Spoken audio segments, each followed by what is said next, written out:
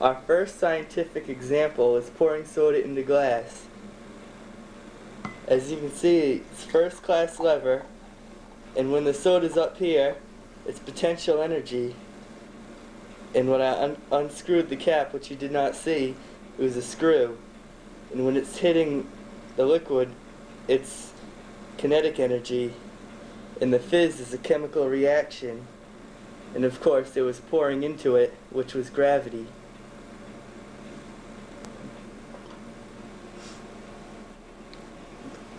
Okay, the knife that is supposed to be seen right here is a wedge. Now, as the knife enters the orange, kinetic energy is involved.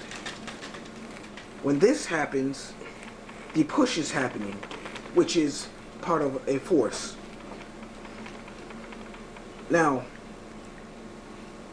we see the third law, which happens as so you have the third law. See, as the knife had went down into the orange sides or slices had dissipated or aparted. When that happened, that is the third law.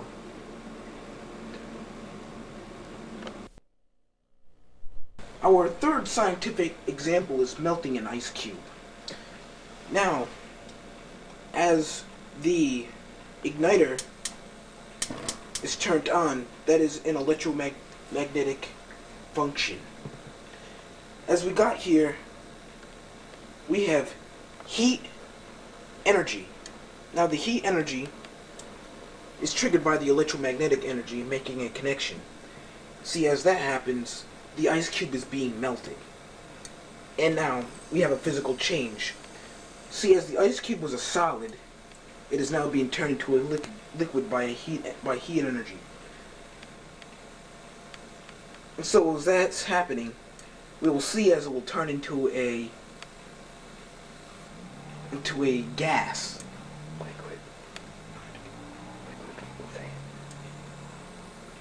But it's still in a liquid form. We will watch as it turns into a gas.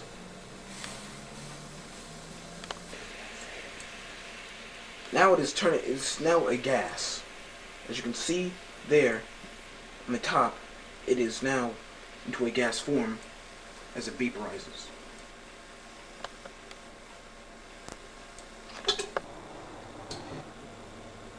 Our next scientific example is dropping the coin into the water. See, as the coin had dropped into the water, fluid friction was involved as it cut through the liquid. Our next example is potential and kinetic energy.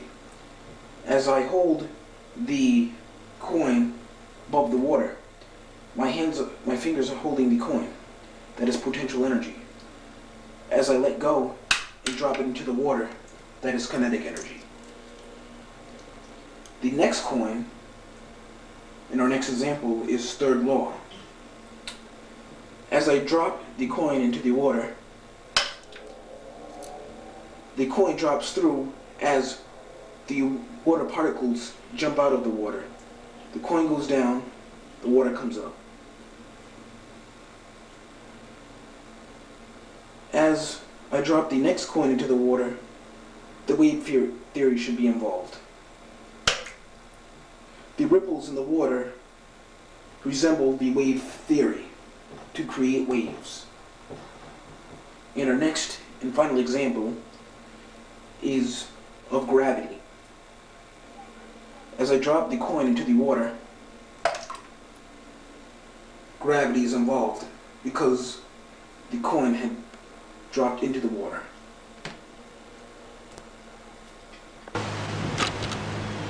This is a push.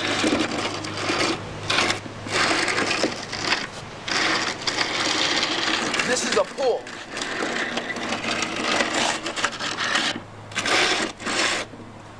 It is hard for me to push and pull the box because of gravity, which causes sliding friction.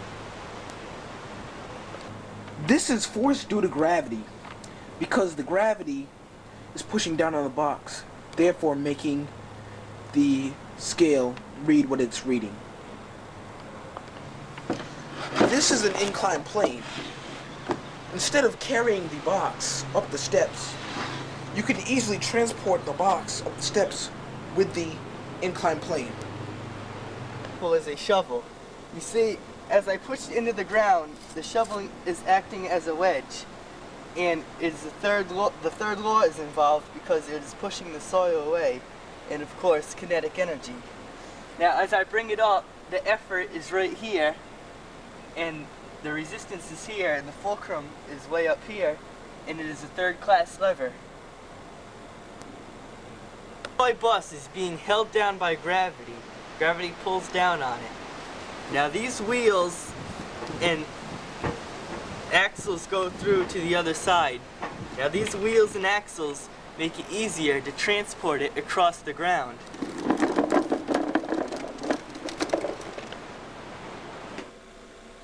When I have a speaker on low frequency and low amplitude, it does not move this object much.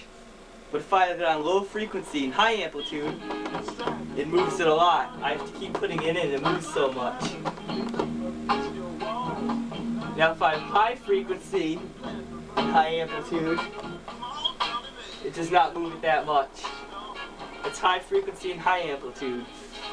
Now if I have low amplitude and high frequency, it hardly moves it at all, because the vibrations in the air aren't as much.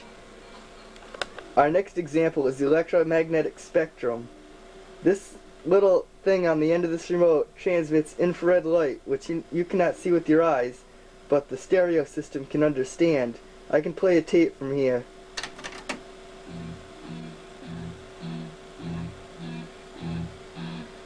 And I can stop a tape from here. And I can turn it off. Here's another example of the electromagnetic spectrum. This is FM radio. FM stands for frequency modulation, and it's at a high frequency, which makes it sound clear, unlike AM, which does not sound clear because it doesn't have such high frequencies. This is AM radio, which stands for amplitude modulation. AM has less quality because the wave frequency is a lot lower, but it can reach over mountains because the amplitude is a lot higher.